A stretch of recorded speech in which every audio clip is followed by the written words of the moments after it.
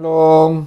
오늘도 매일 성경을 통해서 하나님의 말씀을 묵상하고 계시는 여러분들을 환영하고 축복합니다. 오늘은 사무엘하 20장 14절에서 26절까지의 말씀을 가지고 함께 나눠보려고 합니다. 오늘 묵상할 본문을 보게 되면 한 여인의 지혜로운 행동으로 인해 위기를 극복한 일이 나오고 있습니다. 무슨 일이 있었길래 위기를 극복하게 되었는지 살펴보면 이렇습니다. 압살롬으로 인한 반란이 진압되었습니다. 모든 것이 제자리로 돌아온 줄 알았는데 사소한 일이 생겨 이 일로 인해 반란이 일어나게 된 것입니다. 이 반란의 중심을 보게 되면 이 중심의 인물은 세바라는 사람인데요. 이 세바는 불량배입니다. 근데 이 불량배인 세바로 인해서 반란의 발단이 되었습니다. 내용을 또 이렇게 안으로 들여다보면 이렇습니다. 유다 사람들이 이스라엘의 다른 지파를 무시하고 다윗을 예루살렘으로 인도하는 일에 중심적인 역할을 한 것에 대하여 다른 지파가 불만을 품은 것에서 반란은 시작되었습니다. 유다 사람들은 다윗이 자신의 지파에 속한 사람이므로 당연히 왕을 예루살렘에 모시는 일을 해야 한다고 생각했습니다. 그런데 다른 지파들의 생각은 달랐습니다. 다윗은 그저 유다 지파를 대표하는 왕이 아니라 이스라엘의 모든 지파의 왕으로 생각했기 때문에 왕의 귀환에 있어 자신들도 참여해야 한다고 생각했던 것입니다. 그런데 중요한 것은 유다 지파나 그 외의 지파들은 현재의 이익이나 영광만을 보았다라는 겁니다. 그러다 보니 좋은 것을 위하여 현재의 이익을 포기하지 못하므로 결국 각자의 길을 가게 되었고 그로 인해 또 한 번의 반란이 일어나게 된 것입니다. 유다 지파를 제외한 다른 지파들은 세바를 쫓게 되는데요.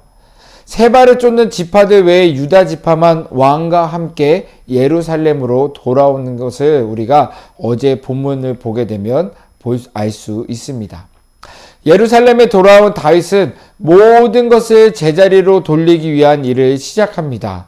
먼저 다윗이 쫓겨 성을 나갈 때 왕궁을 돌보라고 두고 간 10명의 후궁들을 잡아 별실에 가두고 먹을 것만 주고 일생을 갑으로 지내게 했습니다.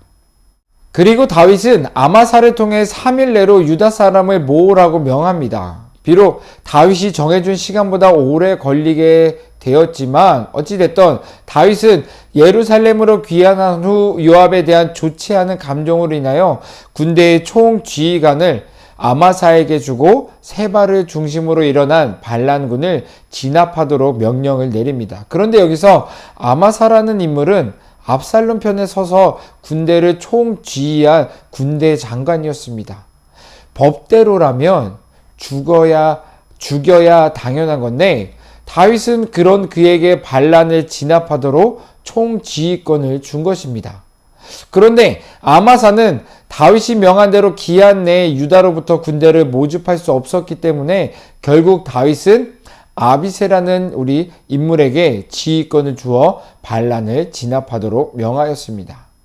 다윗의 명을 받은 아비새가 세바를 향해 가는 동안 아마사를 만나게 됩니다.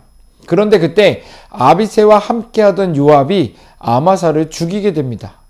이로 인해 이스라엘 가운데 또 한 번 피를 흘리게 되는 사건이 일어나게 됩니다. 요압은 아마사를 죽인 후 그를 쫓는 자들과 그렛 사람들과 블레셋 사람들과 모든 용사들이 다 아비새를 따라 비그리의 아들 세바를 쫓게 됩니다. 이때 아마사를 따랐던 유대인들도 아비새를 따르게 됩니다.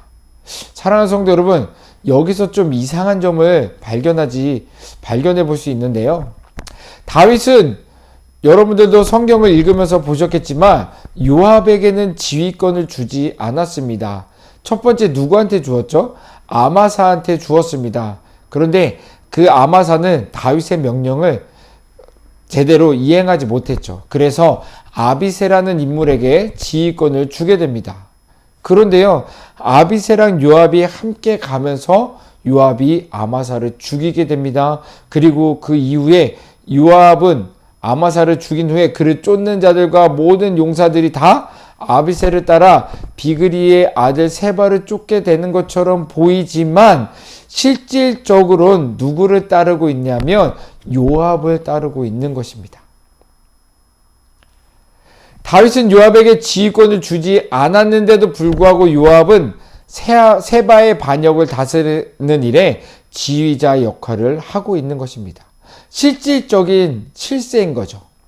참 이상하죠. 그런데 여기서 알 수 있는 사실은 이스라엘 군대 내에서 요압의 영향력이 어떠했는지 말해주고 있는 대목이기도 합니다.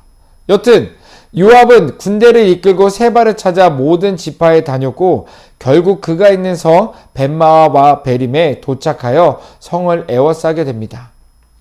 그렇게 성을 에워싸서 그 성을 함락하기 위해서 토성을 쌓게 됩니다. 그 모습을 본 성 안에 있는 한 여인이 요압에게 나와서 얘기합니다. 그런데 성경은 이 여인을 어떻게 표현하냐면 지혜로운 여인이라고 표현하고 있습니다. 이 지혜로운 여인이 나와 요압과 대화하기를 청하게 됩니다.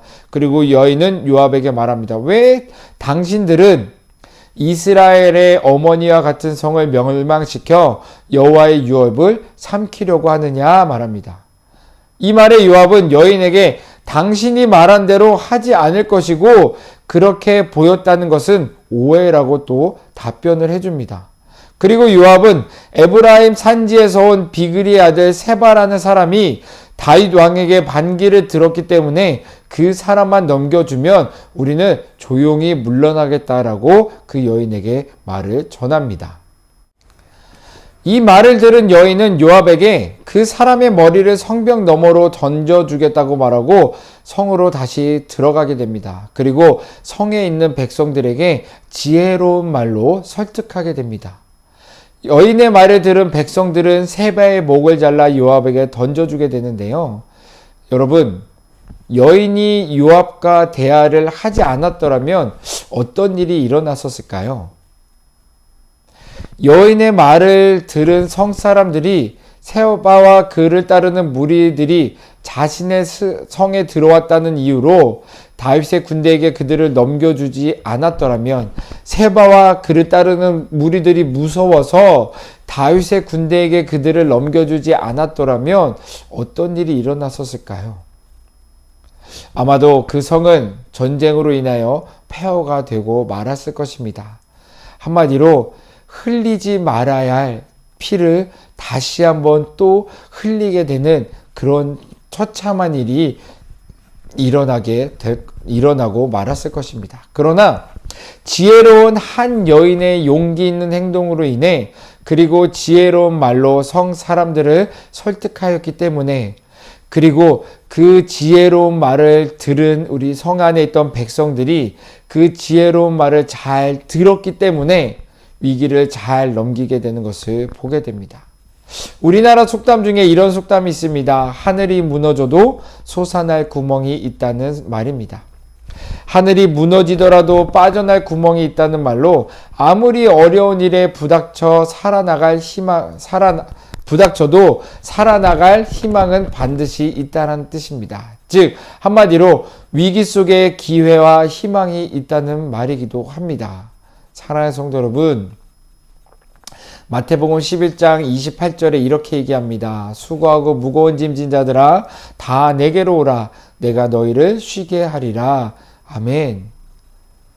위기 가운데 놓여있는 우리 성도님들 계십니까? 그 위기를 어떻게 극복해야 할지 방법이 떠오르지 않고 이리저리 헤매고 계시는 우리 성도님들 계십니까?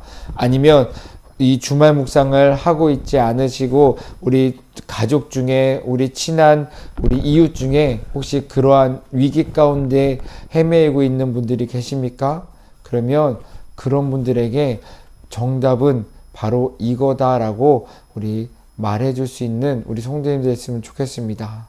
정답은요, 지금 우리들에게 필요한 지혜로운 행동은 기도를 통하여 우리의 모든 것을 아시는 그리고 우리에게 오라고 말씀하시는 예수님이 바로 정답인 것입니다.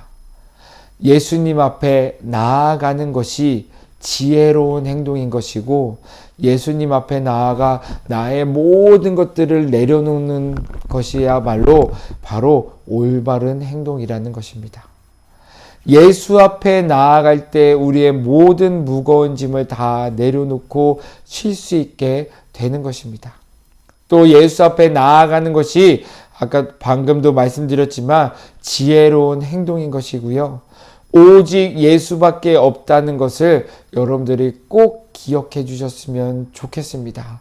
기억하고 또 기억하고 마음에 새기셔서 나에게 어려운 일이 닥쳤을 때, 그때 내가 어떻게 그 어려움을 이겨나갈지 고민할 때, 그때 다른 것을 바라보지 마시고 그 모든 것을 해결해 주시고 그 모든 일들이 해결되어질 때까지 나와 함께하여 주시는 예수 그리스도를 믿고 예수 그리스도를 바라보면서 예수 그리스도 안에 소망을 두면서 그 어려움을 잘 이겨내실 수 있는 우리 모든 믿음의 성도님들 되기를 주님의 이름으로 축복합니다.